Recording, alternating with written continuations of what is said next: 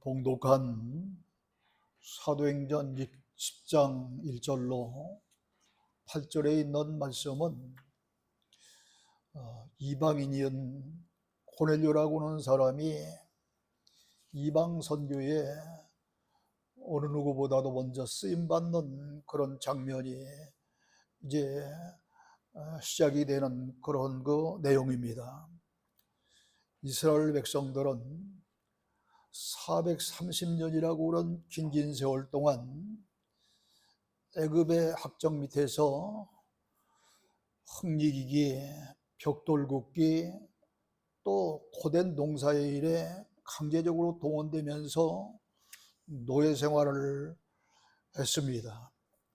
그러한 그 이스라엘 백성이 이제 하나님의 크고 놀라운 그런 그 은혜로 말미암아 해방이 됐지. 그리고 이스라엘 백성은 모세의 인도를 받아서 거칠고 험한 광야 40년 생활을 하게 됩니다. 그리고 약속의 땅이었던 젖과 꿀이 흐르는 가나안이라는 땅으로 들어갔지만은 또 그곳에 가서 원치 아니하게 당시 세계의 강대국이라고 일컫는 로마의 지배하에 들어갑니다. 그러기에 이스라엘 민족은 로마에서 해방되기를 간절히 바랬던 것입니다. 그러나 예수님은 이런 정치적인 로마의 압제에서 해방에 앞서서 복음이 전파되기를 원하셨습니다. 그러므로 사도행전 1장 6절로 8절에 보면은 제자들이 예수님을 향해서 로마의 압제에서 이스라엘 나라가 다시 회복되는 것이 바로 이때입니까? 하고 물었을 때에 예수님은 때와 시기는 아버지께서 자기의 권한에 두셨으니 너희가 알 바 아니요 오직 성령이 너희에게 임하시면은 이제 권능을 받고 예루살렘과 온 유대와 사마리아 땅끝까지 이르러 내 증인이 되리라 말씀하셨습니다. 이 말씀대로 기독교의 복음이 먼저 유대로부터 시작해서 이스라엘의 북쪽 지방인 사마리아 땅으로 그리고 이방의 땅끝까지 이르러 증거되는 것이 바로 예수님이 원하시는 그런 바였습니다. 그러나 이렇게 유대와 그리고 또 사마리아 그리고 땅끝까지 증거되기까지는 여러 가지 장벽과 또 난관에 부딪혀야만 했습니다. 당시 팔레스타인과 그 주변을 장악하고 있던 로마가 그 어떤 무엇보다도 큰 장벽이었고 큰 그러한 그 문제거리였습니다. 기독교는 당시 세계의 정치와 문화를 주도하고 있던 로마 제국을 통하지 않고서는 진출하기가 어려웠습니다. 예루살렘과 온 유대는 주님의 제자였던 사도들을 통해서 그리고 저 북녘 땅 사마리아 선교는 그 유명한 빌립 집사와 더불어서 베드로를 통해서 이미 시작이 되었고 이제는 땅끝까지 이르러서 복음이 전파되어야 될 그런 차례였습니다. 예수님은 이를 위해서 이방인으로 로마 군인인 그러한 그 백부장 고넬료와 베드로에게 동시에 하나님께서 주시는 환상을 통해서 이들이 만남을 주선하십니다. 고넬료가 어떤 인물이기에 이처럼 주님의 선택을 받고 이방 선교의 주역이 되어지는 그런 그 처음 그 쓰임받는 인물이 되었을까요? 먼저 그는 하나님을 경외하는 사람이었습니다. 고넬료라고 하는 이름의 뜻은 경건하다 하는 그런 뜻입니다. 고넬료는 역시 이방인 로마 사람이었기 때문에 본래는 우상을 섬기던 자였습니다. 그러나 이 이스라엘이 로마의 지배에 들어가면서 로마에서 파견된 그러한 그 군대의 백부장으로 이렇게 이스라엘에 와 있으면서 동네바다에 있는 회당에 들어가서 이제 유일하신 하나님을 알게 되고 또 믿게 되었습니다. 그래서 그의 이름의 뜻대로 하나님을 경외하되 자기뿐만 아니라 온 가족과 더불어서 하나님을 경외하는 사람이 되었다고 성경은 밝히고 있습니다. 온 가족과 하나님을 믿는 그런 경건한 신앙을 갖게 되었다는 것은 그가 얼마나 믿을 만한 인물이었는가를 입증해 주는 말씀입니다. 여러분, 우리가 자동차를 타고 이렇게 달리다 보면 우리의 시야에 들어오는 저 멀리 있는 숲이나 혹은 해변가에 이렇게 지나가다 보면 산이 그리고 바다가 얼마나 아름답게 보입니까? 그러나 가까이 가보면 그 숲이 우거져 있는 산 속에 얼마나 많은 그러한 지저분한 것들이 눈에 띕니까? 뿐만 아니라 그 푸르른 넓고 넓은 아름다운 바다도 가까이 가보면은 온통 그 마른 그러한 오물들이 떠내려와서 바닷가가 굉장히 더러운 것을 발견하게 됩니다. 오늘 이처럼 이 사람도 마찬가지예요. 멀리서 보면 멋있어 보이고 그럴듯해 보이고 점잖해 보이고 참고 위대해 보이지만 가까이 가보면 사람마다 다 문제점이 드러나게 되어 있습니다. 특별히 가족 외의 타인들은 그 사람의 속속들이 모든 것을 다 알 수 없지만은 한 가족은 내 아버지가 어떤 아버지고 내 어머니가 어떤 어머니인 것을 잘 압니다. 단점도 장점도 다 잘 알게 되어 있습니다. 그렇기 때문에 가족으로부터 신임받는다고 하는 이야기는 그 사람의 됨됨이 인격이든 신앙이든 그의 인품이든 모든 것이 그만큼 인정받을 만한 그런 사람이라는 것을 입증해 주는 거예요. 그러므로 이 고넬료의 온 가족이 고넬료와 더불어서 하나님을 경외하는 자가 되었다는 이야기는 그만큼 고넬료가 가족들에게 신임받는 아버지요 남편이었다고 하는 사실을 깨닫게 해줍니다. 그만큼 고넬료는 이제 훌륭한 그런 인물이었던 거죠. 따라서 가정이 신앙으로 통일되지 아니하면은 욥이나 롯과 같이 어려운 일을 당할 수도 있습니다. 욥은 우리가 잘 아는 대로 하루아침에 그 많은 재산을 잃고 사랑하는 아들, 딸들을 다 잃습니다. 그것으로 끝나지 아니하고 자기도 온몸이 잿간에 가서 기와장으로 긁지 아니하면 견딜 수 없는 그런 악성 피부병에 걸려서 고통 중에 있었습니다. 그때에 그래도 가장 그를 위로해주고 힘이 되어줘야 될 사람이 있다고 한다면 그의 아내일 터인데 아내가 신앙이 없으니까 당신이 믿는 하나님을 저주하고 죽으라고 그러잖아요. 이렇게 이 아내가 오히려 가장 먼저 이 욥을 비난하고 또 배신합니다. 또 이 유명한 그 롯을 보세요.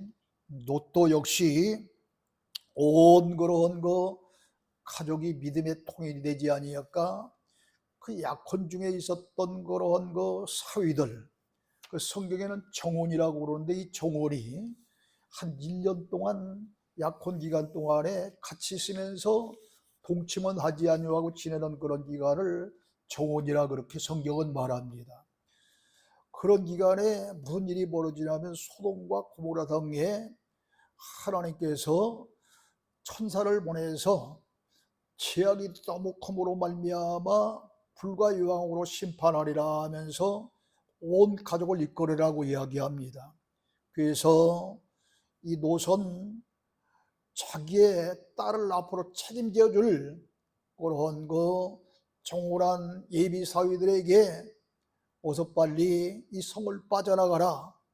얼마 안 있으면 이 소돔과 고모라 성이 불과 영원로 심판을 받을 것이다 하는데 신앙이 없으니까 그걸 농으로 받아들이는 거예요. 여러분, 이 가족 관계에서 가장 사실 어려운 사이가 장인과 사위 사이거든요.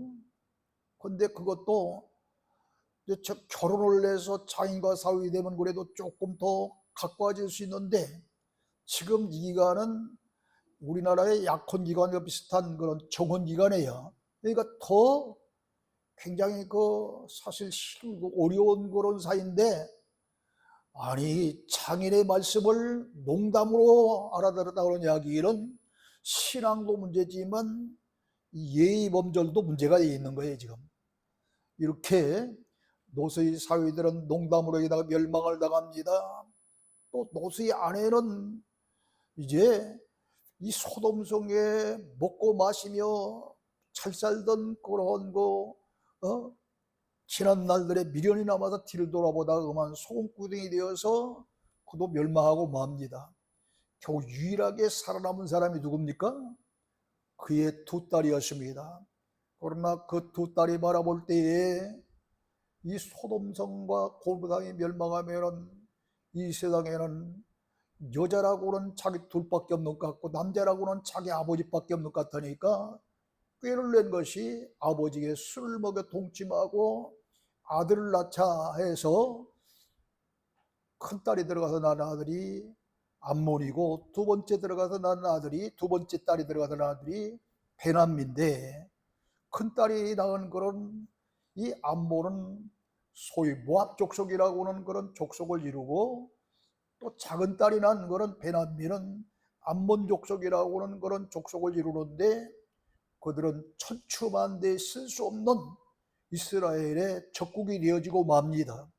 그러니까 이 두 딸과 노선 이렇게 유일하게 살아남았지만 페르나가 될 뿐만 아니라 나라와 민족 앞에서도 큰 죄인이 되고 말았잖아요. 이렇게 하나님을 두려워할 줄 모르는 사람들이기 때문에 이러한 범죄를, 또 가정이 평안치 아니하고 어려움 당할 때 오히려 배신을 하기도 하고 이런 일이 뒤따른 것입니다. 그러므로 고린도후서 7장 1절에 보면은 사랑하는 자들아, 이 약속을 가진 우리는 이 약속이란 어떤 약속이냐 하면은 하나님의 자녀가 되리라는 그런 약속입니다.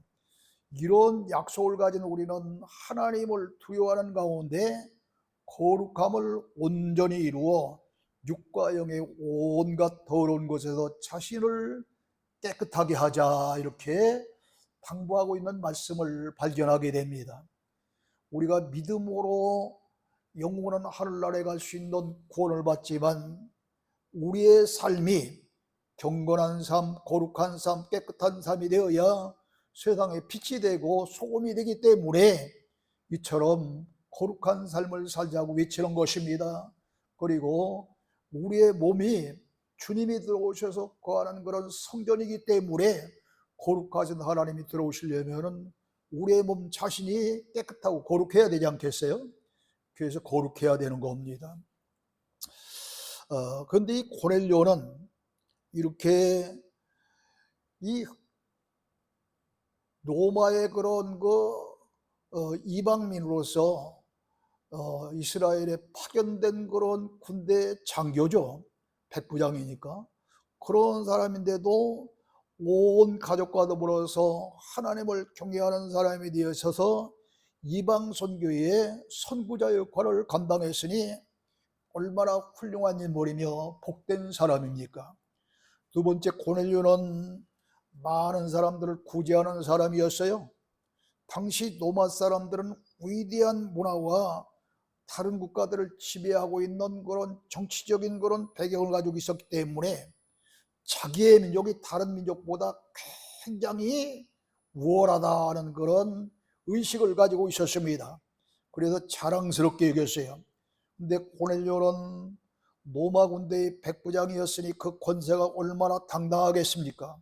그러나 고넬료는 그 특권을 예수 그리스도를 위해서 다 내려놓고 겸손하게 구제하는 일에 최선을 다한 사람입니다.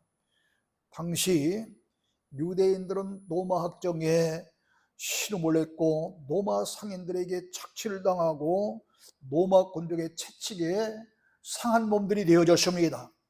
이런 상황에서 백부장인 고넬료가 많은 백성을 구제했다는 것은 참으로 귀한 일이고 놀라운 일입니다. 왜냐하면 지금 이 고넬료는 자기의 모국인 로마에서 구제하는 일을 한 것이 아니에요. 지금 어디에 와 있어요? 지금 로마 사람인데 이 이스라엘이 로마의 지배하에 들어갔기 때문에 이스라엘 파견된 거로 한 거 장교란 말입니다. 이 때문에 이 구제의 대상은 로마의 그 모국 사람이 아니라 바로 피지배국인 그러한 그 유대 나라 이스라엘 사람들이 구제의 대상인 거예요. 그러니까 다른 나라 사람들을 구제를 이렇게 많이 했다는 것은 그 인격, 그 신앙, 됨됨이가 더한 것이죠. 더 중요한 것이죠. 그동안 우리는 이 선한 일이라는 것은 복음을 나누어주는 일이고 그 복음을 나누어주는 이 전도하는 일에 이제 모든 그런 그 일들이 다 선한 일이고 선한 사업이다 하는 그런 말씀을 이미 배웠습니다. 세상적인 착하고 선한 일이 성경에서 논하는 선한 일이 아니라 하나님의 그러한 그 복음 하나님의 말씀을 선포하는 그런 전도 사업의 일익을 감당하는 것이 선한 일이고 선한 사업이다 하는 얘기예요. 그런데 이 구제도 마찬가지예요. 어려운 사람들에게는 역시 말씀보다 빵이 먼저예요. 빵이. 그래서 이 빵부터 먹여놓고도 배부른 다음에 뭐 말씀을 증거하고 해야지. 아니 뭐 배고파 죽겠는데 말씀을 증거해 본들 그 말씀 들어가겠어요? 그래서 항상 그 이렇게 말씀을 증거하고 하나님의 귀한 그러한 그 복음을 증거할 때에는 이렇게 밑바탕을 우리가 낚시터에 가면은 낚시꾼들이 낚싯밥을 딱 던져놓고서 그리고 낚시질 하잖아요. 이처럼 낚싯밥을 줘도 먹을 것이 먼저란 말이죠. 지금이야 다 먹을 것이 흔해서 어디들 가든지 배고파 죽겠다는 사람이 있는 게 배불러 죽겠다고 하는 사람들이 많잖아요. 근데 옛날에는 배고파 죽는 사람이 많은 거예요. 봄만 되면 막 배고파가지고 부항해 나가지고 그냥 다 죽는 사람들이 또 얼마나 많은지 몰라요. 옛날에는 그런 시대를 살았는데 이스라엘도 마찬가지였습니다. 이 때문에 이런 그 배고픈 사람들 가난한 심령들에게 구제하는 일이야말로 복음을 전파하는 그런 전초작업인 낚시꾼이 낚싯밥을 던져주는 일과 같기 때문에 이 일도 역시 선한 일이다 하는 이야기입니다. 그런데 이 마태복음 19장 16절로 22절에 보면은 재물이 많은 청년 하나가 오늘날 예수님 앞에 나와서 선생님, 제가 무슨 선한 일을 해야 영생을 얻을 수 있습니까? 하니까 예수님이 뭐라고 하냐면 계명들을 지키라 그럽니다. 그러자 이 청년이 도대체 무슨 계명을 지켜야 합니까? 하니까 살인하지 말라, 또 간음하지 말라, 도둑질하지 말라, 거짓 증인하지 말라, 또 부모를 공경하고 이웃을 자신과 같이 사랑하라, 이런 말씀을 축하하시니까 그딴 계명은 다 지켰는데 아직도 뭐가 부족한 게 있습니까? 하고 물으니까 이 청년에게 주님이 말씀하시기를 네가 온전하고자 할진대 가서 네가 가진 소유를 팔아서 가난한 사람들에게 나눠주면은 이제 하늘에 보화가 있으리라면서 그리고 나서 나를 쫓으라 그럽니다.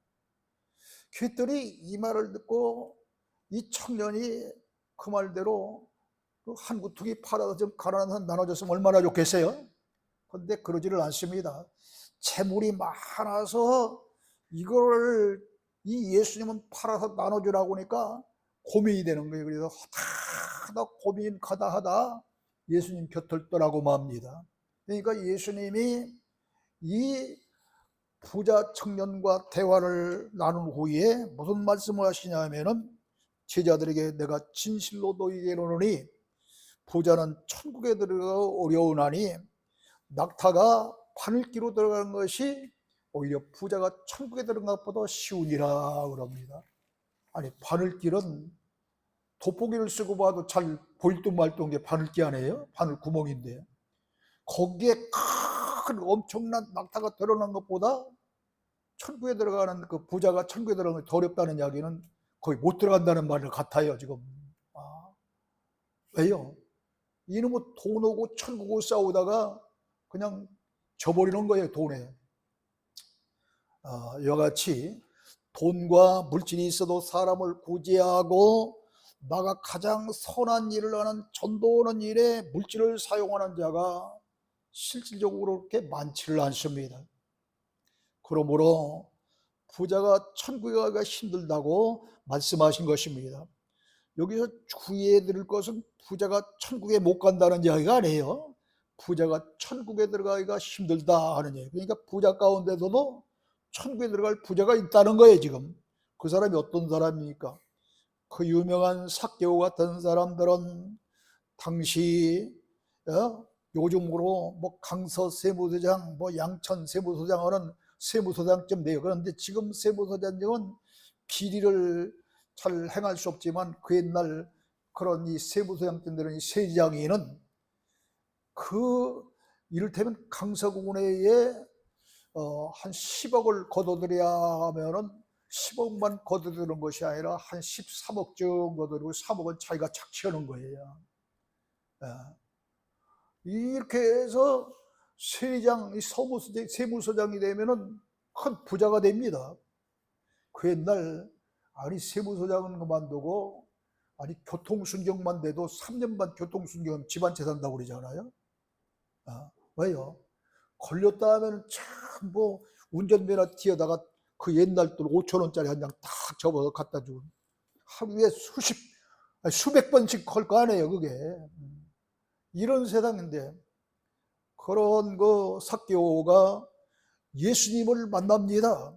예수님을 만나고 예수님한테 하나님의 귀한 말씀을 듣고 변화받으니까 자기의 소유 반절을 팔아서 가난한 사람들을 나눠주겠다고 그럽니다. 뿐만 아니라 교통순경이 운전면허 뒤에 5,000원, 만원짜리 받아먹고 남의 거 뺐듯이 이런 빼앗은 돈이 있으면 4배로 갚겠나이다 하고 나옵니다. 이렇게 권세 있고 돈 있는 그런 사람도 변화받으면 얼마든지 구원받고 천국에 갈 수 있어요. 그런데 이 부자 청년 같은 이런 친구가 더 많은 거죠. 뿐만 아닙니다. 예수님 당시 아리마대 사람 요셉이라고 하는 사람은 그도 큰 부자였죠. 이 때문에 자기가 죽으면 들어가려고 했던 바위 무덤을 예수님이 돌아가시자 제공하지 않습니까? 이렇게 부자들이 이런 사람이 있어요. 그뿐만 아니라 사도행전 9장 36절로부터 43절에 보면 요바에 살던 다비다라고도 하고 드로아라고 그러는 사람이 있는데 이 사람은 부자는 아니었어요. 그러나 그에게 달란트가 있었는데 바느질을 잘합니다. 옛날에는 미싱이 없는 시대이기 때문에 바느질로 해서 겉옷도 만들고 속옷도 만들었어요. 그래서 이 옷을 만들어서 가난한 사람들에게 나눠줍니다. 그런데 무슨 병에 들었는지 병들어 죽게 됐어요.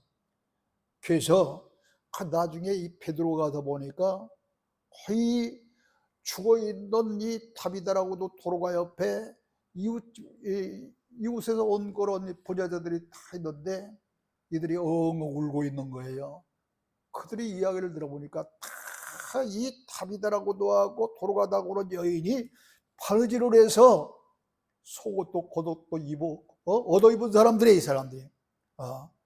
그래서 큰들이 기도하고 다비다야 일어나라 하니까 살아난 놀라운 기적이 일어나잖아요. 그러니까 동네 사람들이 다 많은 사람들이 예수님을 믿었더라 그랬습니다. 구제사업이 낚시꾼이 낚싯밥을 던지는 것처럼 이들로 하여금 믿는 동기부여를 한 겁니다. 이 때문에 구제 사업도 뭐예요? 선한 일이다, 선한 사업이다 이 말이에요. 이 때문에 사도 바울은 자기의 믿음의 아들이요 동역자요 제자였던 디모데에게 디모데전서 6장 16절 이하에 보면은 이제 그렇게 얘기하는 부한자들의 청함이 없는 그런 재물에 소망을 두지 말고 저 하늘에 소망을 두라, 하나님께 소망을 두라 그러면서 선한 사업을 많이 하고 나눠주기를 좋아하라. 이것이 장래에 네가 영생을 얻는 그런 참된 생명을 취하는 것이라 그렇게 말씀하고 있습니다. 그러므로 고넬료는 자기의 돈과 물질로 많은 사람을 구제했으니 하나님께서 얼마나 기뻐하셨겠습니까? 특히 이스라엘의 파견 중에 근무 중에 이렇게 구제하는 말이 있기 때문에 앞서 얘기했듯이 자국민이 아닌 피지배국인 이스라엘을 구제했으니 더 위대한 그런 일이기 때문에 하나님이 특별히 기억하신 줄로 믿습니다. 세 번째로 고넬료는 항상 기도하는 사람이었어요. 고넬료는 이방인이었지만 하나님을 찾고 나서부터는 하나님을 경외하고 두려워하는 신앙과 구제에 힘쓰고 그것으로 끝나지 않고 구제하는 일에 항상 힘쓴 것으로 끝나고 기도하는 사람이었어요. 기도하는. 유대인은 하루에 3차례씩 기도하는데 9시, 그 다음에 오후 3시, 오후 6시 이렇게 3차례 기도하는데 이방인 고넬료가 이런 유대 사람들의 규례에 따라서 이렇게 기도한다는 것이 보통 일입니까? 그러기에 하나님께서 천사를 통해서 고넬료에게 내 기도와 구제가 하나님 나라에 상달되어 기억되신 바 되었으니 지금 사람들을 저 요빠에 보내서 베드로라고 하는 시모를 청하라 그럽니다. 그런데 베드로에게도 환상을 주세요. 다음에 보면 그렇게 해서 어떤 사람이 찾아올 테니까 따라가라 합니다. 그게 이게 하나님은 이토록 고넬료와 베드로에게 동시다발적으로 환상을 주시면서 서로 만남을 주선하십니다. 이는 사도행전 1장 8절에 땅끝까지 그리스도의 증인이 되리라고 하는 말씀을 이루시기 위한 일이었습니다. 땅끝까지 복음이 증거되기 위해서는 유대인들보다는 이방인인 사람이 더 필요한 거죠. 내가 저 중국에 가서 복음을 증거하는 것보다 중국 사람이 중국 사람에게 자기 모국말로 증거하는 게 더 낫잖아요. 그것처럼 이렇게 이방인 증거는 이 유대 사람들보다 고넬료 같은 이방인이 더 중요한 거예요. 그래서 이렇게 이제 땅까지 복음이 증거되기 위해서 유대인보다 이방인이 성령 체험을 하는 능력받아서 복음을 증거하는 유리하기 때문에 베드로를 초청해서 그 다음에 쭉 보다 보면은 말씀 듣다가 성령 충만을 받고 방언까지 오게 됩니다. 그리고서 이 일을 위해서 5절 6절에 보면 하나님께서 내가 지금 사람을 요빠에 보내요 베드로라는 사람을 초청하라 그럽니다. 그는 무두장이다 그랬는데 무두장이가 뭐냐면은 가죽으로 어떤 제품 만드는 그런 피역공을 무두장이라 그럽니다. 그러면서 시몬의 집에 유숙하니 무두장이 시몬의 집에 유숙하니 그 집은 해변에 있으라면서 주님은 천사를 통해서 베드로를 초청하되 정확한 베드로가 유숙하고 있는 장소까지 알려주면서 초청하라는 거예요. 신분과 지위가 다른 고넬료와 베드로 사이에 도저히 교제하기 힘든 그런 사람들인데 어떻게 이렇게 다른 사람들을 하나님께서 만남을 주선하실까요?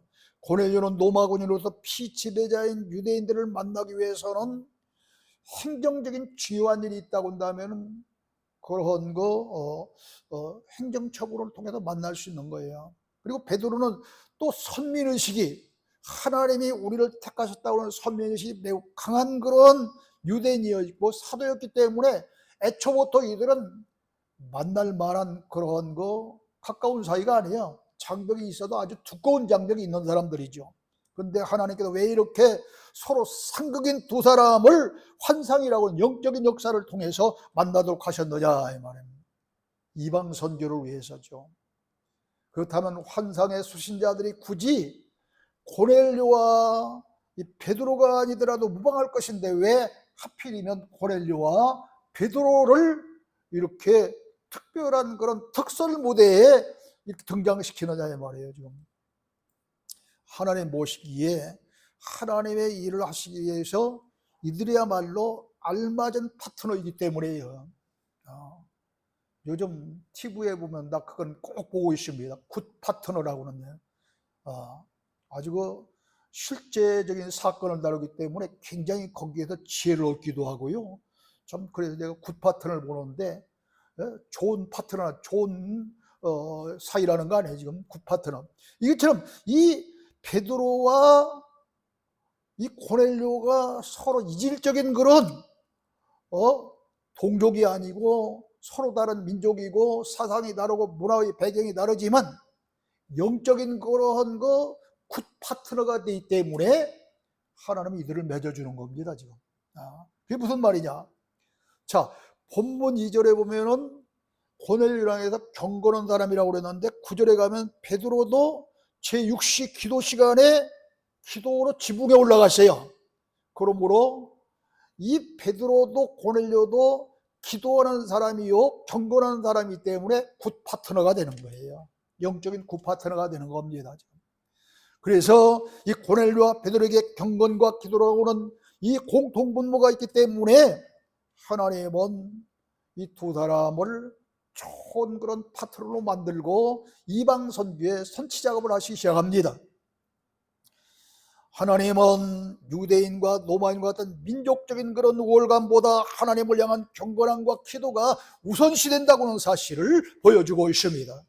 하나님께서 이렇게 공통점이 있는 고넬료를 완전한 기독교로 만들기 위해서 베드로 사도를 초청해서 복음을 듣게 하시고 성령의 유해를 부어주시고자 이 작업을 지금 하시고 있는 겁니다.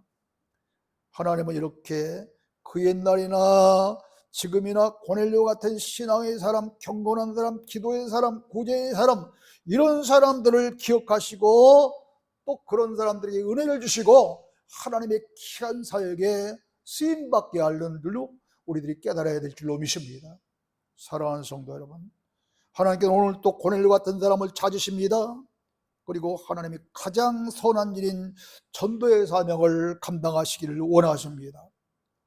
바울도 브리스가와 아굴라 같은 그런 부부, 또 저 자주장사였던 그런 사람이 강가에 가서 서로 이야기를 나눌 때 마침 기도처를 찾던 그런 이 바울을 만나서 말씀 듣고 변화받고 유대교에서 기독교로 전환하여 바울을 적극적으로 돕는 그런 사람이 되어졌습니다. 그렇기 때문에 바울이 이방 선교의 주역으로서 큰 일을 감당하게 된 줄로 믿습니다. 그러나 부자 청년처럼 재물이 많으나 복음을 위해서 가난한 사람을 구제하는 일을 외면하는 사람들이 실질적으로 얼마나 많은지 모릅니다. 그러기에 선한 사업에 힘쓴 성도들에게는 하나님께서 별과 같은 그런 하늘의 별과 같은 영원한 빛나는 삶을 허락해 주시고 팔과 같이 의의 멸관을 주시라고 말씀해 주신 줄로 믿습니다. 오늘 우리의 삶은 아무리 오래 살아도 이제 뭐 좀 수명이 들어도 100년 100세 시대가 돌아온다고 그러는데요, 지난 며칠 전에요 고향에 갔다 오는데 아주 죽는 줄 알았어요. 죽는 줄 알아. 옛날에는 별로 중간에 휴게소 쉬지도 않고 그냥 드라이브하고 그렇게 갔는데 얼마나 막 눈도 어둡지요. 그냥 허리도 아프지요. 그 이튿날까지 또 알아누웠어요. 알아누워나. 나이를 먹다 보면은 이렇게 힘도 빠지고 시력도 감퇴되고 청력도 감퇴되고 다 힘들어요. 많은 사람들은 저보고 목사님 60대 후반입니까? 아니면 70대 초반입니까? 그런데 속도 모르고 이렇게 나이 먹으면 이러대요. 근데 이게 언제 어떻게 될지 모르잖아요. 사람 다. 이게 여러분이요 우리의 삶은 이렇게 100년 만년 살 것 같지만 잠깐이에요. 잠깐. 그러나 영원한 그 하늘나라의 사람은 영원 무궁하기 때문에 우리는 선한 사업, 선한 일에 애쓰고 힘쓰는 믿음의 귀한 성도가 되어야 될 줄로 믿습니다. 우리 모두 이 사실을 바로 깨닫고 이방인이지만 고넬료 같은 그러한 그 전도를 위해서 전초 작업을 했던 구제에 열심을 다하고 항상 기도하며 하나님을 두려워하며 경건했던 그런 고넬료 같은 삶을 살 때 이제 하나님께서 기여시고 여러분에게도 저 하늘의 별과 같은 그런 그 빛나는 삶과 바울에게 주셨던 그런 그 의미를 받는 믿음의 귀한 성도들이 다 되어지기를 주님으로 축원합니다. 하나님 아버지 은혜를 감사합니다. 오늘 우리는